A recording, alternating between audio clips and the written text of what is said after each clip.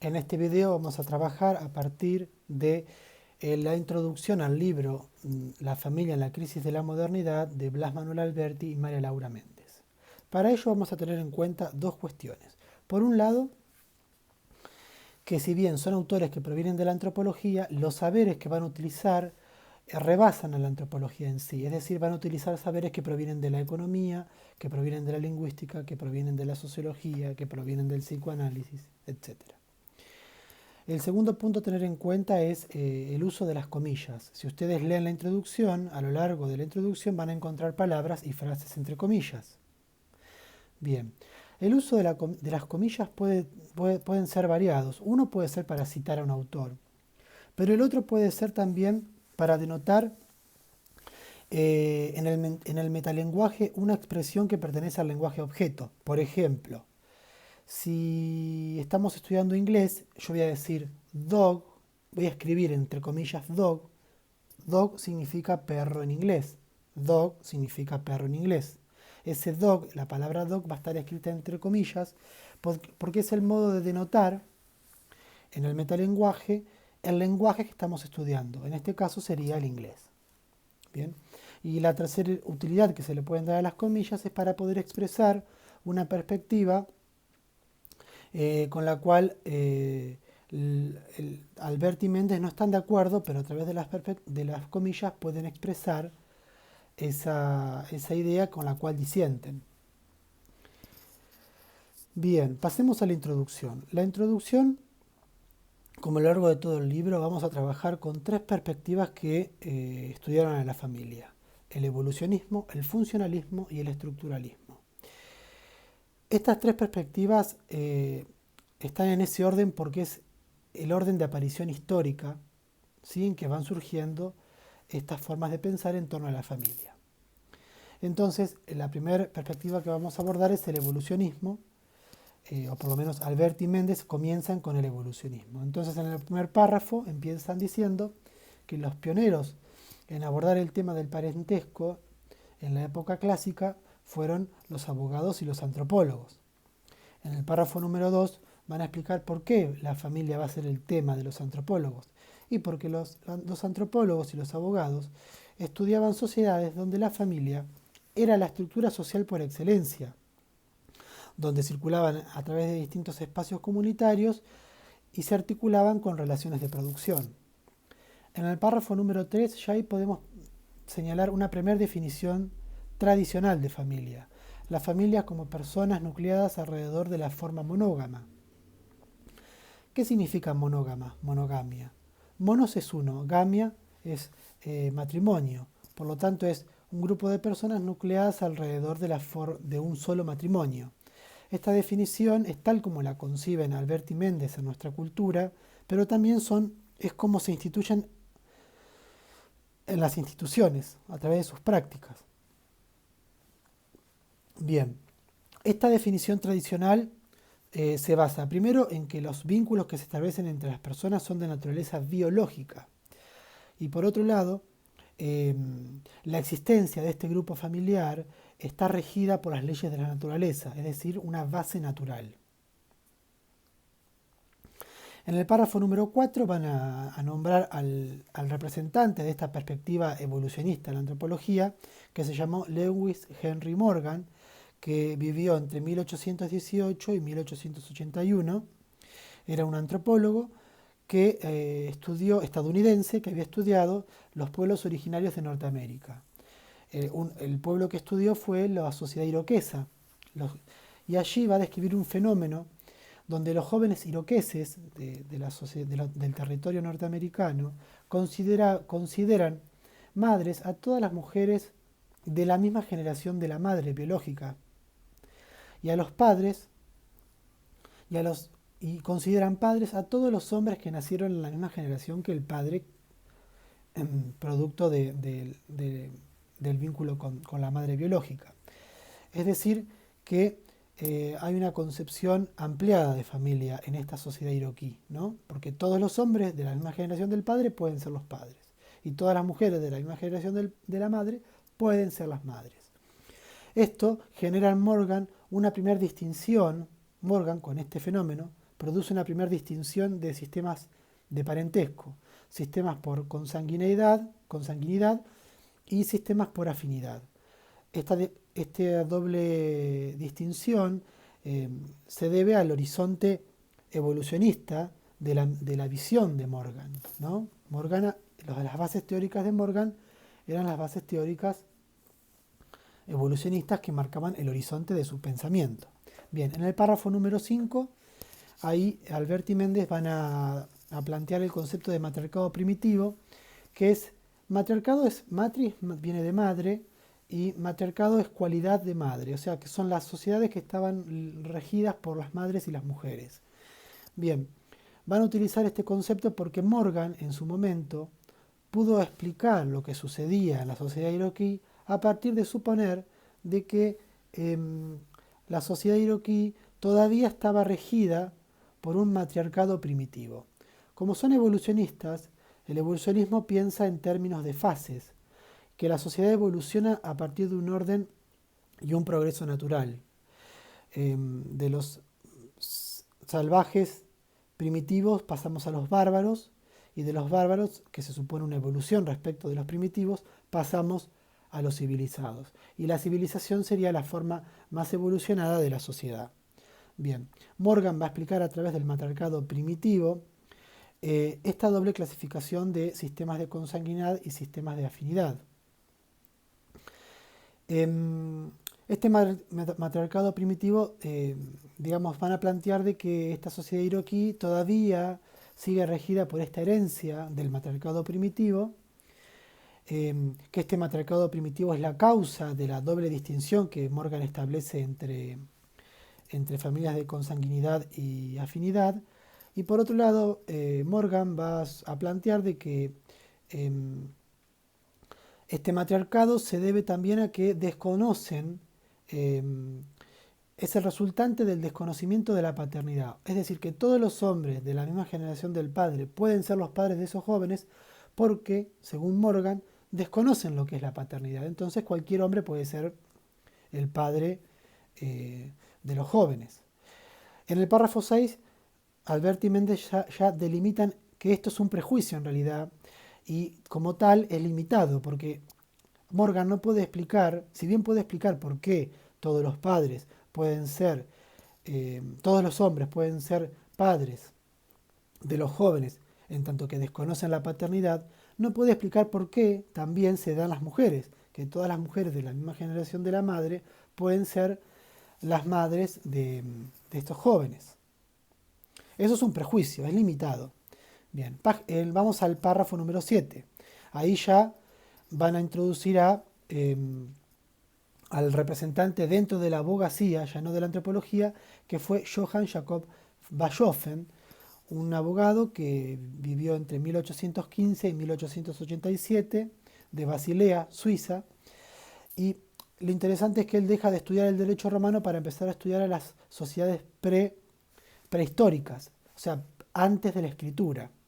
Y ahí elabora un libro que se llama El Matriarcado. Este libro va a ser fundamental luego para un texto que va a escribir Freud, que se llama Totén y Tabú, donde va a tomar la idea de horda primitiva de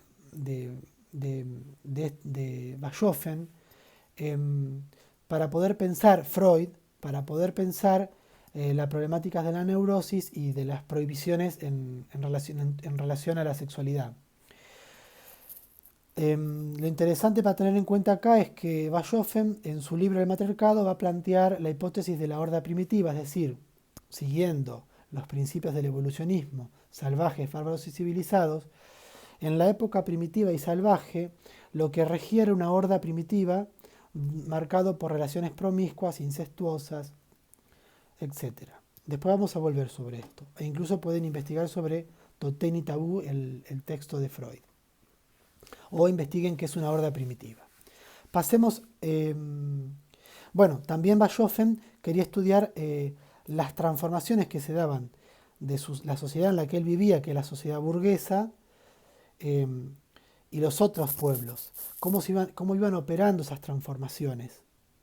Entonces, en el párrafo 8 van a plantear el Código Napoleónico como un hecho histórico que opera una de las transformaciones en la sociedad, donde ya no va a estar regido por un matriarcado en el Código Napoleónico, sino que lo que va a regir va a ser la autoridad del padre, todo va a ser propiedad del padre, los hijos, la tierra. Bien, en el párrafo número 9, el asunto, Alberti y Méndez van a decir que en definitiva el asunto de fondo del evolucionismo es tratar es tratar de explicar cómo se da la herencia en el Código Napoleónico, o sea, cómo legislar la herencia de la propiedad, de los bienes, para quién queda. Y por otro lado, que esto es lo que nos hace nuestra materia, es el asunto de fondo del evolucionismo es ver, confirmar y comparar si la familia monógama se da en otras sociedades, en sociedades no civilizadas. En el párrafo número 10, Alberti y Méndez van a decir que esta idea, este asunto de fondo, en realidad es una ilusión. Es la ilusión de los evolucionistas de pretender encontrar formas originarias de los linajes, cuando en realidad todas las sociedades tienen su historia, todas las culturas tienen su historia. No es lo mismo una cultura del Amazonas del 2020 a una cultura de principios del siglo XIX. Esa misma cultura también fue transformándose. No es que vamos a ir al Amazonas y nos vamos a encontrar con una sociedad primitiva. En realidad, esa sociedad también tiene su propia evolución, sus propias transformaciones. En definitiva, en el párrafo 10 lo que señalan es eso, que es una ilusión pretender encontrar una forma original. El evolucionismo busca siempre un fin comparativo, dicen en el párrafo 10. O sea, la metodología de estudio del evolucionismo es el trabajo de campo, pero también para poder comparar la familia monógama con las otras familias. En el párrafo número 11, ahí van a señalar el derecho burgués. El derecho burgués va a ser aquel derecho que va a disolver, va a destruir todas las formas de herencia que existieron, que anteceden al Código Napoleónico, donde la herencia se daba a través de otras lógicas, ya no patriarcales. Por ejemplo, en la Edad Media, antes del Código Napoleónico, antes de que el padre tenga la propiedad, era el mayorazgo, era el hermano mayor. Fíjense que son en realidad, a veces todavía perduran estas lógicas, pero bueno, en la historia se pueden ir ubicando y cómo esto van operando transformaciones en el campo de la familia. En el párrafo número 12, ahí van a plantear el concepto de familia extensa, que es un concepto que viene de la sociología, que se refiere a esto, a un numeroso grupo de personas. Y cómo, digamos, para poder pensar cómo esta familia extensa se va reduciendo, se reduce cada vez más, se va achicando los vínculos a una mínima expresión. En el párrafo número 13, Alberti y Méndez van a señalar ahí una confusión que se produce entre dos cuestiones. Por un lado, confundir la familia monógama con el parentesco biológico, que son cosas independientes, porque la monogamia es una construcción cultural, podemos decir, y el parentesco biológico es un hecho biológico. No quiere decir, es un hecho que viene de la biología, digamos. No quiere decir que el parentesco determine la familia. Son cosas distintas. Una cosa es la familia monógama y otra cosa es el parentesco biológico. Esta confusión genera un aislamiento de la familia, ya que al aislarse solamente los vínculos biológicos, por confundir familia monógama con parentesco biológico, se reducen los lazos comunitarios y todos esos lazos que no son biológicos quedan como absorbidos por la sociedad. Entonces decimos que todo lo que no es familiar pertenece a la sociedad. Bien, esto es producto de que la familia se va aislando cada vez más, se va achicando, se va encerrando en una mínima expresión. En el párrafo número 14, la familia, van a plantear Alberti y Méndez que la familia es un término equívoco en realidad, es decir, que no tiene un solo significado, puede dar a varios significados. No hay un solo significado de la palabra familia. Pero bien, estamos trabajando en la concepción evolucionista de familia. Y la concepción evolucionista de familia es la familia tripartita, la de papá, mamá e hijo. Esa es la concepción reducida de familia, que es la concepción tradicional. En el párrafo 15 continúan trabajando con esta concepción de familia, pero sobre todo para pensar cuál es la base ideológica de esa familia, que es la ideología del individuo, o sea, donde prevalece lo más importante es lo individual, el individuo. Ese individuo está aislado, es autosuficiente, o sea, no necesita de los demás. Y a la vez ese individuo, al ser autosuficiente, crea la sociedad. ¿A partir de qué? De leyes que rigen la naturaleza. Lo hacen porque desde y para la naturaleza. En el párrafo número 14, ahí continúan con esta concepción biologicista de la familia tradicional, donde en algún punto dicen Albert y Méndez, es la concepción más extendida, pero también la más errónea, esta concepción biológica de la familia. En el párrafo 15, Albert y Méndez vuelven a trabajar sobre este prejuicio que es fácil de refutar, pero que está extendido en todas las prácticas institucionales. Y también no solo en las prácticas, se concretan las prácticas institucionales, sino que también está en el imaginario social, donde se plantea un imaginario social del individuo autosuficiente, donde la familia se hace a sí misma, o sea, se crea a sí misma, y la familia es producto de una elección libre entre cónyuges. En el párrafo número 16 van a dar el ejemplo del adicto y cómo los efectos de esta concepción tradicional de familia hace que a veces terminemos reduciendo la explicación causal del problema de la adicción a una problemática familiar, ¿no? Se dirá que entonces el drogadicto es producto de la familia en la que nació. Y eso es una explicación reduccionista. Es mucho más compleja la problemática de la adicción. Bien, en el párrafo número 17, van a plantear la cultura capitalista, que es la que subyace a esta concepción tradicional de familia, es la que va a romper con los lazos comunitarios, donde la familia se va a ir achicando cada vez más. Entonces, hombres y mujeres solos que compiten en el mercado. Y aquí van a citar a Adam Smith, que es el padre de la economía liberal de la época clásica, para poder dar cuenta cómo de alguna manera la cultura está teñida de esta idea de competencia individual, donde a partir de eso progresa la sociedad. En el párrafo número 18, Albert y Méndez van a señalar una paradoja. ¿Qué es una paradoja? Una paradoja es algo que no es ni verdadero ni falso.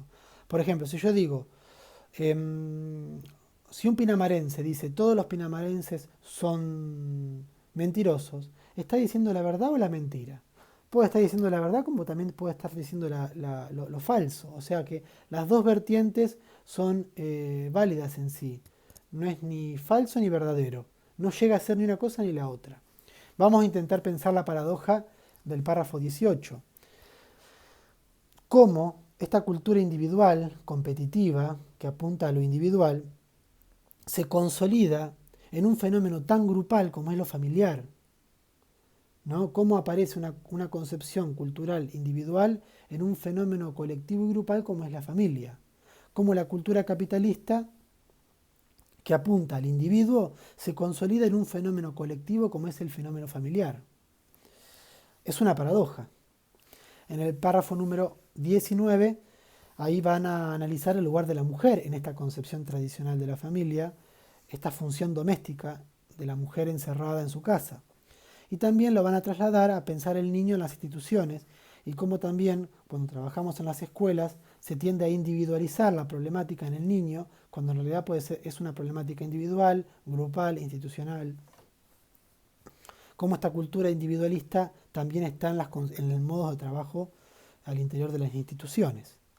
Bien, en el párrafo número 24, Albert y Méndez nos mueven a reflexionar sobre el efecto que produce el hecho de fundamentar el matrimonio o mejor dicho, fundamentar la felicidad a partir del matrimonio, como que uno va a alcanzar el estado de felicidad a partir del matrimonio. Esto, los efectos que va a producir esto es que primero se va a generar el aburrimiento, porque la felicidad no se logra de manera completa. Entonces aparece un aburrimiento, el morbo y las trampas para encontrar la felicidad fuera de la familia.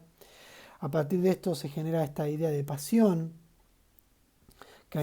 que esta pasión de hacer trampas por fuera de la familia va a anestesiar el aburrimiento que genera el hecho de convivir al interior de una familia cerrada.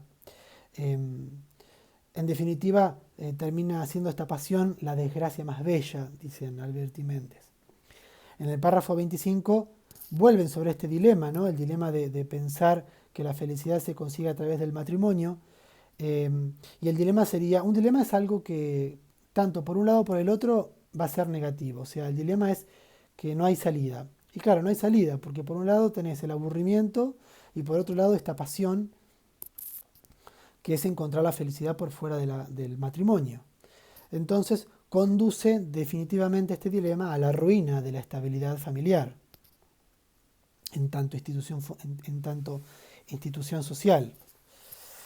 El párrafo número 26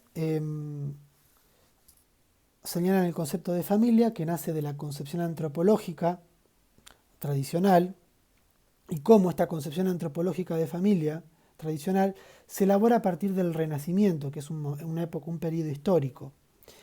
El Renacimiento tiene en cuenta tres cosas: el hombre natural, o sea, las leyes de la naturaleza. Fíjense que venimos pensando en esa dirección, la familia como producto de las leyes de la naturaleza. El Renacimiento tiene en cuenta también la razón, o sea, el centro de pensamiento para el Renacimiento es la razón y ya no Dios. Todo lo que, para poder explicar un fenómeno, se va a utilizar la razón y ya no se van a explicar los fenómenos a través de Dios. Y por otro lado, la otra característica del pensamiento renacentista es lo que se denomina sujeto de la conciencia, es decir, yo soy consciente de lo que pienso. Estas tres características del Renacimiento son la base también a esta concepción tradicional de familia. En el párrafo número 20, Alberti y Méndez plantean, bueno, ¿cuál es el sentido de esta concepción tradicional de familia? ¿Cuál es el sentido? Bueno, el sentido de esta familia conyugal es en algún punto sostener una idealización. ¿Cuál es? Que la familia conyugal se sostiene a partir de una afectividad positiva, es decir, no hay conflicto. Después se sostiene sobre una armonía, sobre el amor, entre comillas, sobre la felicidad, entre comillas. En el párrafo 21, van a plantear las características que hace a la cultura que a la vez sostiene esta concepción tradicional. ¿Y cuáles son las características de esta cultura? Bueno, de la cual pertenecemos, es que es una cultura occidental, o sea que proviene de otro territorio, europea, o sea, europea capitalista, indoeuropea, judeo-cristiana e islámica. O sea que todas esas características hacen a la cultura que forja esta concepción tradicional de familia, ¿no? En el párrafo 22 aparece la idea, Alberti y Méndez reflexionan sobre esta idea de felicidad en el capitalismo, que es una idea individual de felicidad, ¿no? Es una idea que la felicidad es algo individual. En el párrafo 23 siguen reflexionando sobre la felicidad como algo que se tiene, que es algo que adquirir. Y ahí se puede relacionar con las propagandas de televisión, donde uno, a partir de la adquisición de ciertos objetos, se ilusiona con que va a ser feliz, ¿no? Y esto da cuenta de una felicidad frágil, o sea que siempre está a punto de romperse, una felicidad que surge a partir de la comparación con los otros, y de una concepción de felicidad como algo que se tiene y no como algo en el que se está, como un modo de habitar. En el párrafo número 32 de la página 17 Albert y Méndez van a reflexionar sobre esta concepción evolucionista, que por un lado esta concepción sostiene la arbitrariedad del macho sobre la hembra y los hijos, y por otro lado, cómo estos antropólogos van a armar toda una tipología de evolucionista, donde primero está una primera época de los primitivos que son promiscuos, en otra época donde van a ser, hablan de conceptos como punalúa, sindiástica, digamos, son todas fases hasta llegar a lo que ellos denominan la familia natural, la familia monógama, la familia más evolucionada, la familia civilizada. Albert y Méndez, en 1992, van a suponer entonces que esta perspectiva evolucionista, si bien es del siglo XIX, van a plantear que en la década del 90 asisten a un regreso a estas perspectivas, a este modo de pensamiento. En el párrafo número 33 de la página 17 van a reflexionar sobre el campo de la familia y cómo al interior del campo de la familia el evolucionismo va a llamar como forma natural y más civilizada a la monogamia. La monogamia será la forma más civilizada de construir una familia. De esta manera, ¿cómo es? Bueno, a partir de la pareja. Una pareja de libre elección, ¿no? Donde uno es libre en elegir a la pareja, y por otro lado, donde hay un consenso. Esto es lo que se llamó amor romántico. El amor romántico supone un gran avance en realidad, porque antes del amor romántico, en las sociedades imperiales y bárbaras, el amor se regía más por los contratos con otros reinos, entonces las elecciones se hacían a partir de contratos. En el amor romántico se supone de que uno elige con quién estar. Se supone que hay un gran avance en cuanto a libertades. Vamos a ver luego que con el psicoanálisis ponemos en cuestión esto de libre elección de las parejas. Bien, esto es la idea de amor romántico. En el párrafo número 34 analizan las contradicciones, Albert y Méndez van a analizar las contradicciones de esta concepción evolucionista. Porque el amor romántico, es decir, el amor verdadero, en realidad está marcado por perderse en la fascinación del otro. Cuando el enamorado se pierde fascinado por la enamorada, por ejemplo. Entonces hay como una pérdida. Justamente no hay verdad, hay un engaño ahí, hay una pérdida de verdad.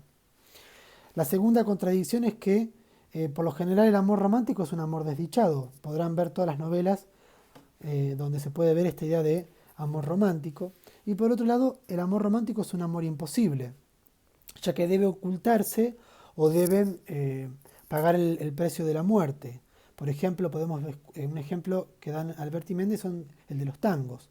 Si ustedes analizan, por ejemplo, el tango Naranjo en Flor, primero hay que saber sufrir, después amar, después partir. Es decir, el amor verdadero está impregnado del sufrimiento y la partida. Entonces, son todas contradicciones que están en la base del amor romántico, el amor de la época clásica, el amor que sostiene supuestamente a la familia tradicional biológica. En el párrafo número 27, Albert y Méndez van a hablar de la función del mito. ¿Qué es un mito? Es un relato acerca de un origen, ¿no? Uno construye un relato acerca de algo que pasó. La función del mito, por lo general, como dice Albert y Méndez, tiene la función, el objetivo de formular preguntas acerca del origen, o sea, las últimas preguntas. ¿Sí? Eso en general para pensar las sociedades no occidentales. Pero en el párrafo 28 van a plantear de que hay mitos, que nuestra cultura occidental también produce mitos, pero no es un mito como el de las sociedades no occidentales. Es un mito que se caracteriza por ser cerrado.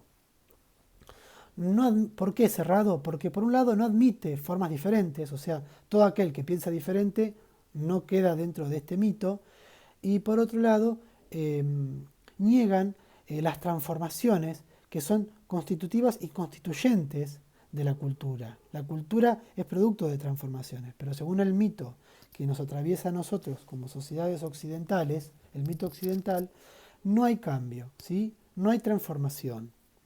Por eso es errado, en esos dos sentidos. En la página 29, eh, Alberti y Méndez trabajan el concepto de familia natural.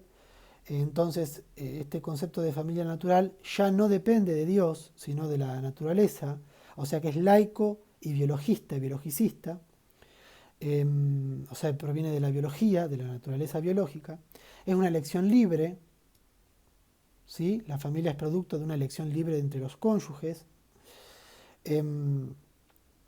no hay interferencias sociales, o sea que el concepto de familia natural no habría conflictos, no había interferencias, y estaría motivada esta familia por el amor romántico, ¿no? Esto que venimos describiendo en párrafos anteriores.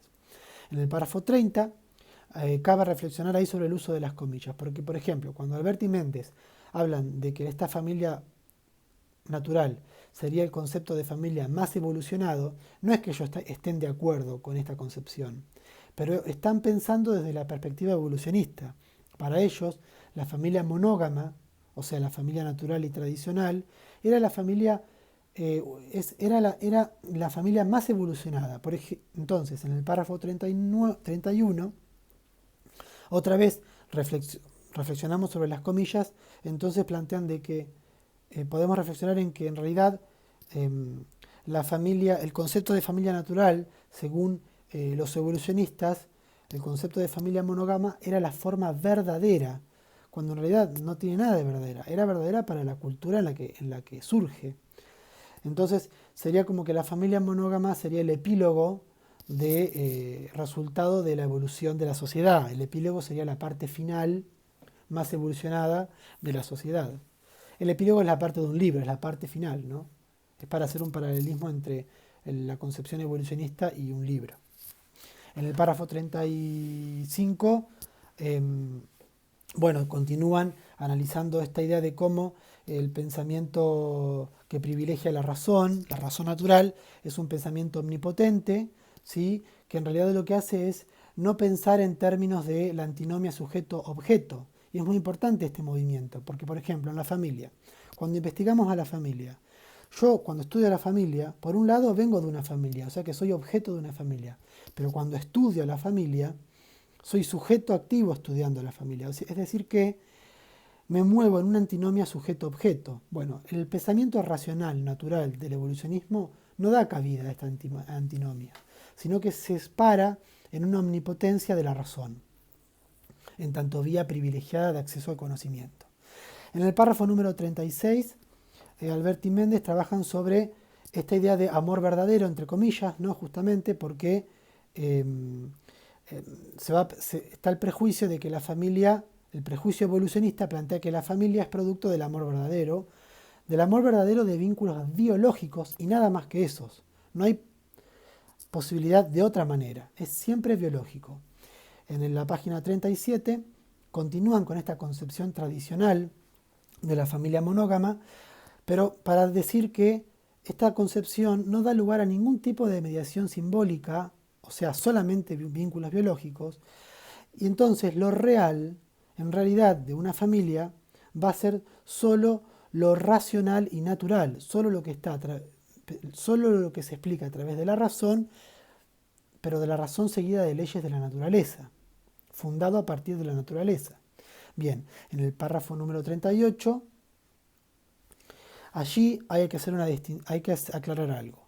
Aparece el concepto de significante. El concepto de significante es un concepto que proviene de la disciplina lingüística, particularmente de un autor que se llama Ferdinand de Saussure.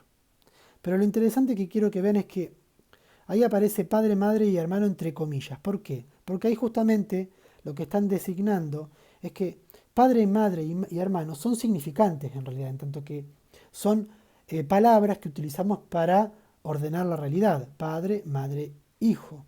Entonces, estamos haciendo un análisis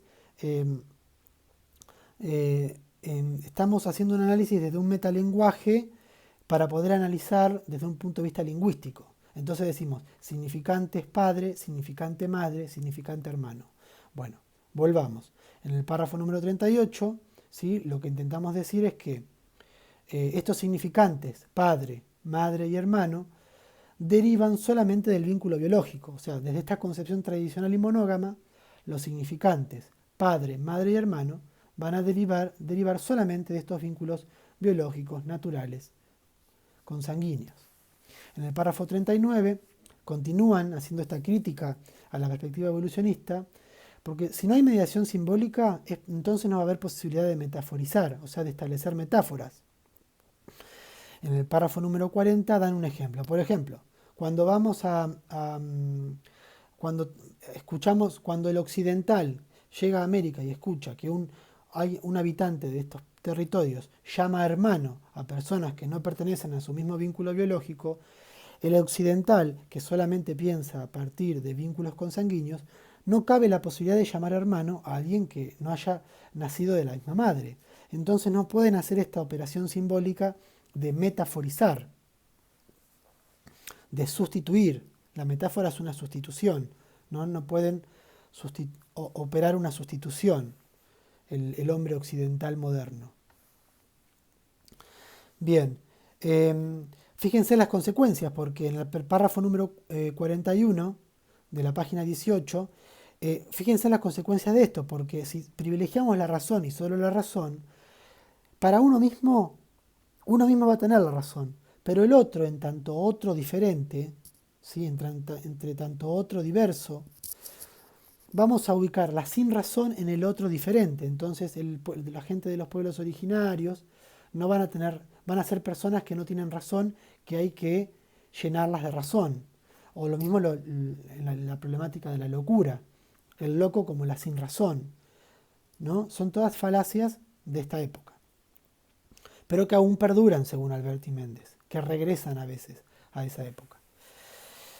En el párrafo número 42, ahí siguen reflexionando sobre esta concepción tradicional de la familia, en tanto que excluye lo simbólico, excluye la metáfora, y acá van a hablar de lo imaginario, lo simbólico y lo real. Acá quiero aclarar que estos tres conceptos, imaginario, simbólico y real, pertenecen a una concepción de Jacques Lacan, un psiquiatra francés que reformula el psicoanálisis creado por Freud, ¿sí? Que lo va a reformular a partir de tres registros, imaginario, simbólico y real. Digamos que nos movemos en este mundo a partir de tres registros, ¿sí?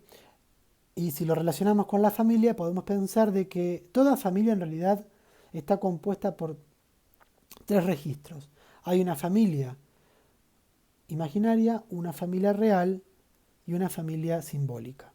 Lo importante que quiero que piensen es que cuando estos tres registros empiezan a no coincidir, o en realidad empiezan a establecerse una discordancia entre estos tres registros, entre estos tres anillos, es donde se produce la patología.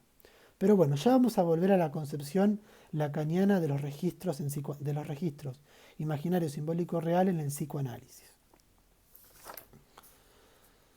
En el párrafo número 43 van a señalar ahí ya que como reacción al evolucionismo va a aparecer la segunda perspectiva que estudia la familia, que es el funcionalismo.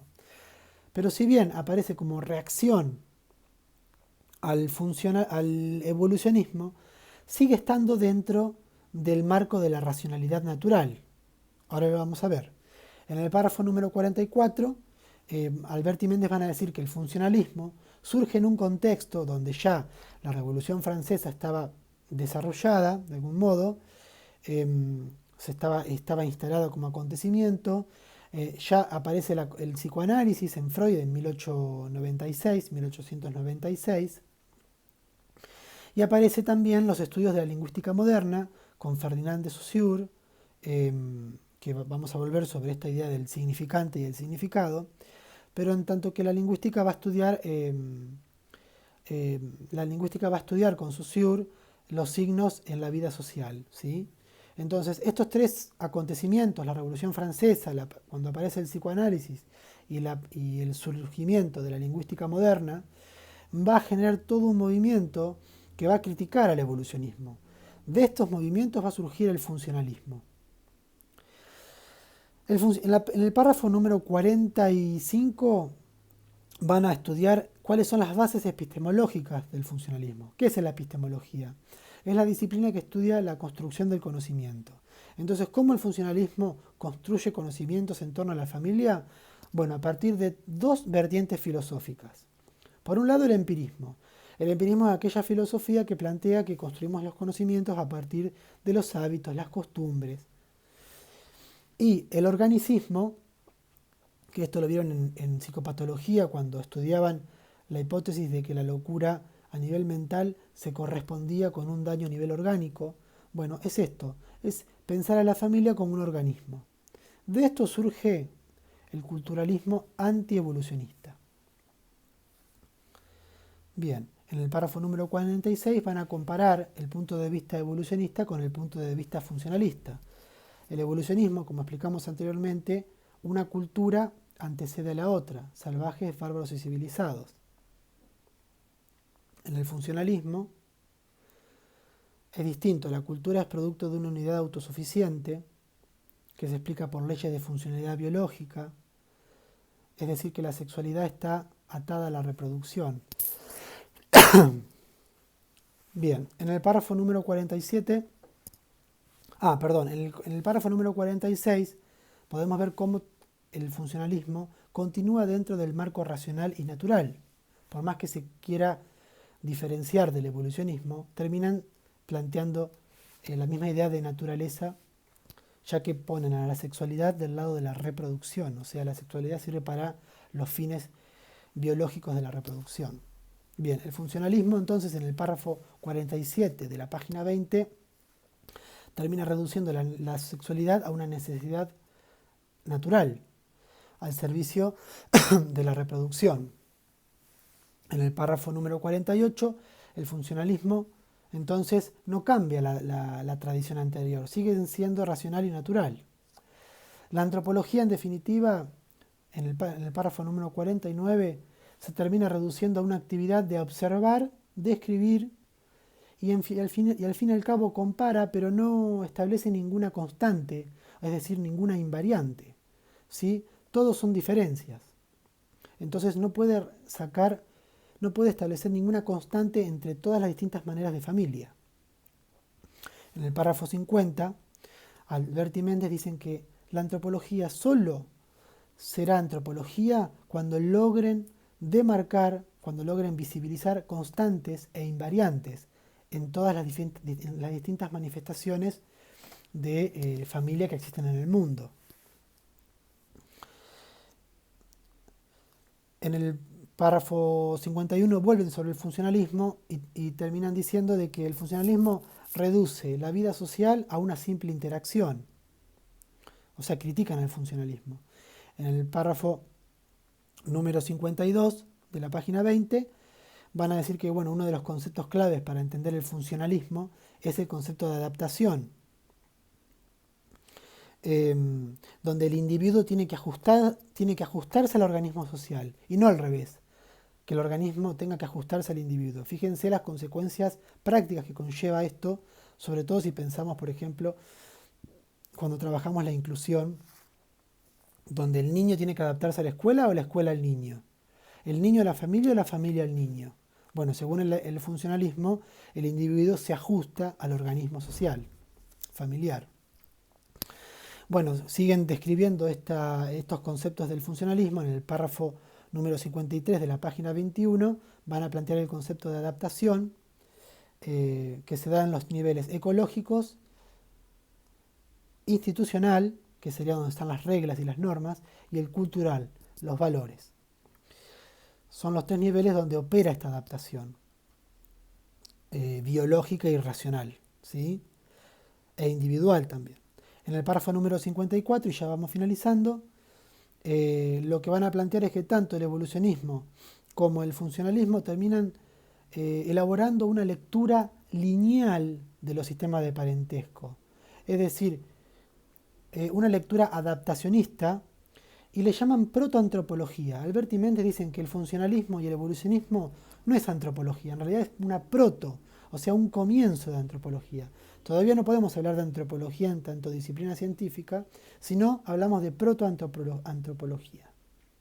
Y esta lectura lineal vamos a ver más adelante de qué se trata, pero tiene que ver con esto de que el padre necesariamente significa tales características, la madre necesariamente porta tales características, hay como una linealidad de las funciones y las nominaciones, que en realidad no va a ser tal, pero lo vamos a ver más adelante. Y por último, en el párrafo 55, ahí termina Alberti y Méndez terminan diciendo que la antropología en realidad va a surgir a partir de las lecturas sobre las invariantes, es decir, lo que no varía en las distintas familias del mundo, ¿sí? Lo que permanece igual o constante, esos mínimos elementos, ¿sí?, que permanecen en esta sociedad como en una sociedad diferente y que dan cuenta de una función simbólica, que es algo que el evolucionista no tenía en cuenta y tampoco el funcionalismo, esta cuestión de la función simbólica. Para el funcionalismo y el evolucionismo están regidos por las leyes de la naturaleza y de la razón. Lo simbólico queda por fuera. Entonces, Alberti y Méndez van a plantear de que para que una antropología sea una disciplina científica, debe poder estudiar, no comparar y describir las distintas civilizaciones, sino poder, a partir de esas descripciones, establecer cuáles son las invariancias, es decir, lo que no varía, es decir, las constantes, ¿sí? Y esta función simbólica para Alberti y Méndez va a ser, y para la antropología estructural, que es lo que están ellos dando cuenta, que es la tercera perspectiva de estudio de la familia, va a ser esta función simbólica lo que funda a la condición humana. Bueno, los espero, nos vemos en el próximo video. Gracias.